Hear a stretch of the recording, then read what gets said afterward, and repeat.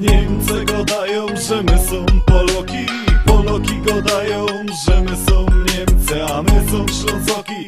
I powiem wam więcej, że przede wszystkim to my są ludzie. Niemcy gadają, że my są Poloki, Poloki gadają, że my są Niemcy, a my są Ślązoki. I powiem wam więcej, że przede wszystkim to my są ludzie. Po co nas dzielicie? Co to my, jakiś pomiot? W czym niby Ślązok jest gorszy od was? My są ludzie, nie zwierzęta, otrzymani ciągle w pętach. O co by my nie prosili, odwracacie się na piętach. Nie mam racji, zaprzeczycie moim słowom. I no skąd się wy mnie bierę, to zero z kiwą godą. Nie chcę wytykać wam błędów, prawda w oczy was zakuła.